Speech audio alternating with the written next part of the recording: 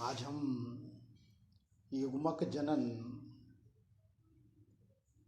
और गैमेटोजेनेसिस के बारे में डिस्कस करेंगे। जैसा कि हम जानते हैं कि सभी जो एनिमल्स हैं उनमें लैंगिक जनन की प्रक्रिया के दौरान गोनड्स में प्रीमोर्डियल जर्म सेल्स द्वारा गैमीट का फॉर्मेशन होता है। गैमीट्स दो प्रकार के, मेल गैमीट स्पर्म्स और फीमेल गैमीट जो है वो ओवम, तो इस प्रकार से दो प्रकार के होते हैं और इन दोनों के ही निर्माण की जो प्रक्रिया है उसके आधार पर ही गैमेटोजेनेसिस की जो प्रोसेस है वो भी दो प्रकार की होती है। स्पर्मेटोजेनेसिस या शुक्र जनन की जो प्रक्रिया, जिसमें नर वृषण के अंदर आदि जनन कोशिकाओं से नर युग्मकों या शुक्राणुओं के निर्माण की प्रक्रिया। oogenesis मादा जनत में प्रीमोर्डियल जर्म सेल से ओवम के निर्माण की प्रक्रिया को अंड जनन या oogenesis कहते हैं। द्विलिंगी प्राणी जो होते हैं उनमें नर और मादा दोनों प्रकार के गोनड्स एक ही एनिमल में डेवलप, जबकि एक लिंगी प्राणियों में नर प्राणी में मेल गैमीट और फीमेल प्राणी के अंदर फीमेल गैमीट या ओवम का डेवलपमेंट होता है। सभी एनिमल्स में प्रीमोर्डियल जर्म सेल्स द्वारा ही गैमीट का फॉर्मेशंस जो है वो होता है।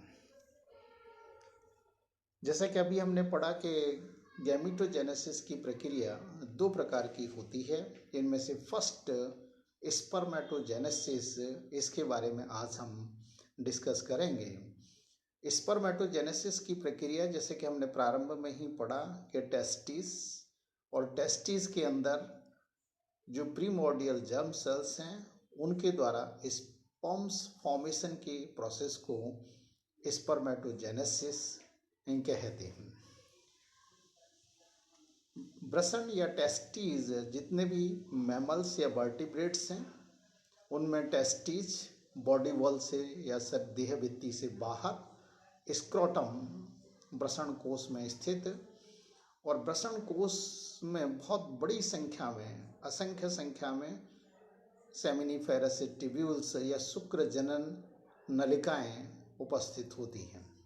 सेमिनिफेरस ट्यूब्यूल्स के चारों तरफ जो मेम्ब्रेन पाई जाती है उसे ट्यूनिका प्रोप्रिया, और इसके ठीक नीचे germinal epithelial layers. Germinal epithelial layer जो होगी उसमें प्रीमोर्डियल जर्म सेल्स प्रेजेंट और जिनके द्वारा स्पर्म्स का फॉर्मेशन। तो यहाँ इसमें दो प्रकार की कोशिकाएं प्रेजेंट रहती हैं। एक तरफ तो सोमेटिक सेल्स जिन्हें हम सेरोटोली कोशिकाएं कहते हैं, जो शुक्राणुओं को पोषण प्रदान करने का कार्य करती हैं, और दूसरा इसके साथ साथ ही जो जर्म सेल्स या प्रीमोर्डियल जर्म सेल्स जिनके द्वारा स्पर्म्स का फॉर्मेशंस। शुक्र जनन की जो प्रक्रिया है, स्पर्मेटोजेनेसिस की प्रक्रिया दो मेन प्रावस्थाओं में पूर्ण। फर्स्ट, फॉर्मेशन ऑफ स्पर्मेटिड या शुक्राणु पूर्वी कोशिकाओं का निर्माण, और सेकंड स्पर्मियोजेनेसिस या शुक्राणु पूर्वी कोशिकाओं का शुक्राणुओं में रूपांतरण। स्पर्मेटोजेनेसिस की जो फर्स्ट प्रक्रिया स्पर्मेटिड फॉर्मेशन, स्पर्मेटिड फॉर्मेशन की जो प्रोसेस है इससे 3 चरणों में संपन्न होती है, जिसमें फर्स्ट गुणन प्रावस्था या मल्टीप्लिकेशन फेज, सेकंड वृद्धि प्रावस्था या ग्रोथ फेज, और थर्ड जो है वो परिपक्वन प्रावस्था या मैचुरेशन फेज। तो इस प्रकार से 3 प्रावस्थाओं के दौरान स्पर्मेटिड्स का फॉर्मेशन होता है। फर्स्ट मल्टीप्लिकेशन फेज या गुणन प्रावस्था, यहाँ इस प्रावस्था के दौरान जर्मिनल एपिथेलियल लेयर में प्रेजेंट प्रीमोर्डियल जर्म सेल्स, जो कि बेसिकली क्या है, डिप्लॉयड या 2n नंबर ऑफ क्रोमोसोम्स इनमें प्रेजेंट रहता है, ये माइटोटिक डिवीजन द्वारा डिवाइड होती है। और माइटोटिक डिवीजन द्वारा डिवीजन के फलस्वरूप इनसे जो सेल्स निर्मित होती हैं उन्हें स्पर्मेटोगोनिया सेल्स कहते हैं। इनमें रिपीटेड डिवीजन होता है और जिसके पश्चात स्पर्मेटोगोनिया सेल्स जो हैं वो लगातार 1 से 2, 2 से 4 और इस प्रकार से बड़ी संख्या में निर्मित हो जाती हैं। तो इस तरह से जो स्पर्मेटोगोनिया सेल्स निर्मित होती हैं, नेक्स्ट फिर फेज वृद्धि प्रावस्था या ग्रोथ फेज। तो ये जो स्पर्मेटोगोनिया सेल्स हैं, ग्रोथ प्रावस्था के दौरान इनमें किसी भी प्रकार का कोई विभाजन नहीं होता है। ये अपने आकार में वृद्धि करती हैं और आकार में वृद्धि करके जो स्पर्मेटोगोनिया सेल्स हैं ये लगभग आकार में दोगुनी हो जाती हैं और इस प्रकार से निर्मित जो सेल्स होती हैं उन्हें हम प्राइमरी स्पर्मेटोसाइट सेल्स कहते हैं। देन थर्ड, परिपक्वन प्रावस्था या maturation phase. Primary spermatocyte cells जो होंगी इनमें फर्स्ट मियोसिस या अर्धसूत्री डिवीजन, और प्राइमरी स्पर्मेटोसाइट सेल्स के अंदर जो फर्स्ट अर्धसूत्री विभाजन या मियोटिक डिवीजन होता है, इसके फलस्वरूप 2 जो कोशिकाएं निर्मित होंगी इनमें क्रोमोसोम्स की संख्या ठीक आधी हो जाती है। मीन्स 2 नंबर ऑफ क्रोमोसोम के स्थान पर n नंबर ऑफ क्रोमोसोम्स इनमें प्रेजेंट रहता है।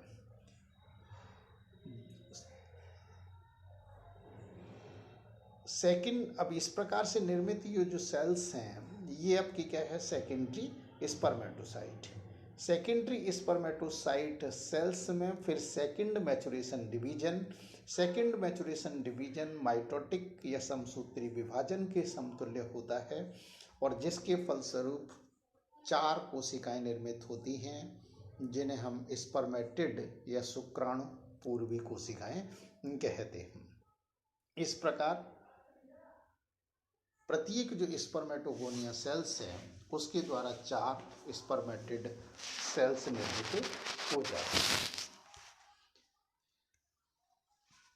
इस प्रकार से निर्मित सभी जो स्पर्मेटोगोनिया सेल्स हैं, ये स्पर्मेटोगोनिया सेल्स लगभग गोलाकार आकृति में, इन सेल्स के अंदर nucleus, endoplasmic reticulum, Golgi coy, centrosome, mitochondria आदि ये सभी कोशिकांग जो है प्रेजेंट रहते हैं। देन सेकंड स्टेप, शुक्राणु पूर्वी कोशिकाओं का शुक्राणु में कायांतरण या जिसे हम स्पर्मियोजेनेसिस कहते हैं। तो इस स्पर्मियोजेनेसिस की प्रक्रिया के दौरान जो स्पर्मेटिड्स जो कि नॉन मोटाइल होते हैं, जैसा कि अभी हमने पढ़ा कि वो राउंडेड शेप स्ट्रक्चर के रूप में आकार में काफ़ी अधिक बड़े,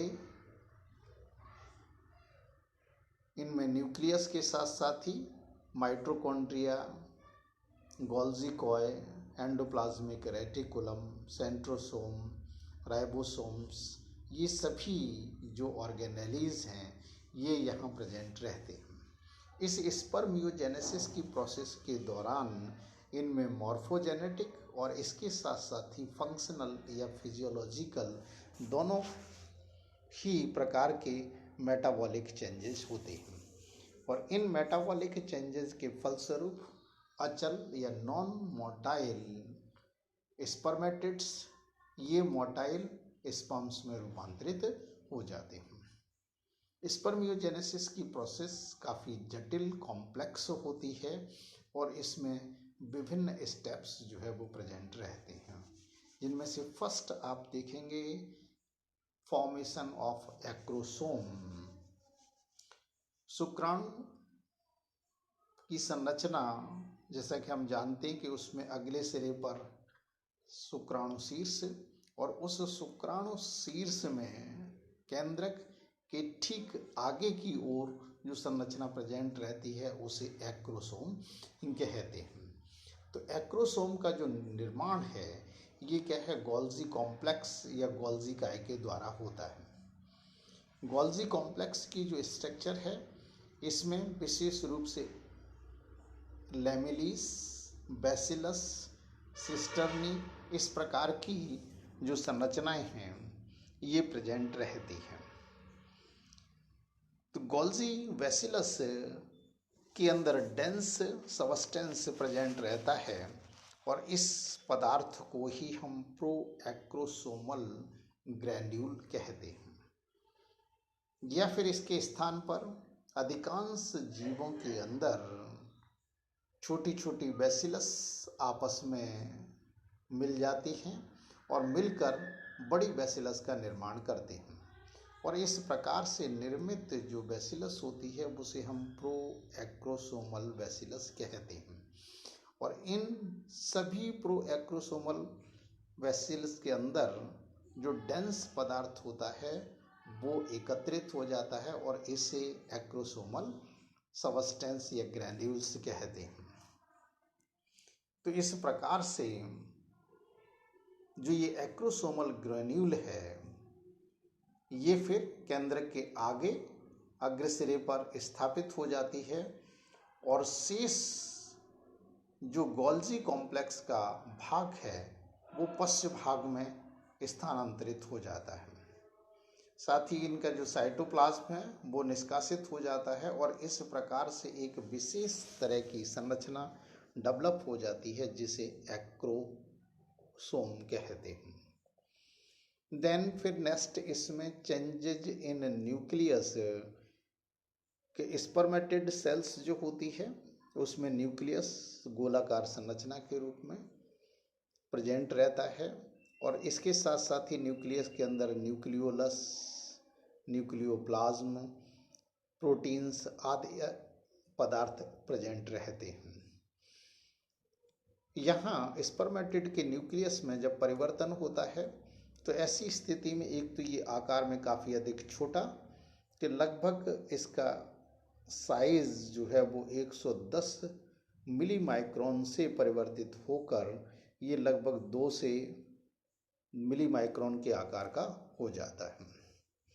इसके साथ ही इसमें न्यूक्लियोप्लाज्म आदि जो पदार्थ होते हैं वो क्षीण हो जाते हैं और इसके स्थान पर डीएनए, इसके साथ ही क्या है हिस्टोन प्रोटीन, एल्केलाइन प्रोटीन, ये जो सबस्टेंसेस हैं वो यहाँ डेवलप हो जाते हैं। तो इस तरह से स्पर्मेटिड का जो न्यूक्लियस है वो फिर स्पर्म्स के न्यूक्लियाई में मॉडिफाई। सभी जो एनिमल्स होते हैं उनमें स्पर्म्स हेड की आकृति भिन्न प्रकार की, उसके अनुरूप ही स्पर्म्स का जो न्यूक्लियस है उसके साइज में भी परिवर्तन हो जाता है।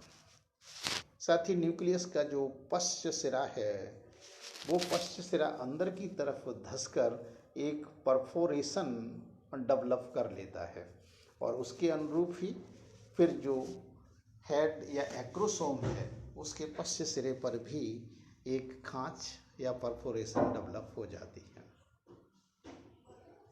Then formation of middle piece, sperms का जो मध्य खंड है, तो जो जब यहाँ स्पर्मेटिड का फॉर्मेशन होता है तो उसी दौरान जो इसका सेंट्रोसोम है वो सेंट्रोसोम विभाजित हो जाता है। सेंट्रोसोम के विभाजन होने से 2 सेंट्रियोल, प्रॉक्सिमल और डिस्टल सेंट्रियोल्स डेवलप हो जाते हैं। प्रॉक्सिमल सेंट्रियोल न्यूक्लियस के पश्च भाग में या परफोरेशन में स्थित है और जबकि दूरस्थ सेंट्रियोल उसके ठीक पीछे स्थित हो जाता है। दूरस्थ सेंट्रियोल जो होगा उसके द्वारा एक्सियल फिलामेंट्स का निर्माण किया जाता है। अब यहाँ मिडिल पीस के दौरान जो ये एक्सियल फिलामेंट है, इस एक्सियल फिलामेंट के चारों ओर माइटोकॉन्ड्रिया व्यवस्थित हो जाती हैं और जब यही माइटोकॉन्ड्रिया आपस में संयोजित होकर फीते के आकार की संरचना निर्मित करती हैं तो इस प्रकार से निर्मित स्ट्रक्चर को नेविन कर्ण कहते हैं।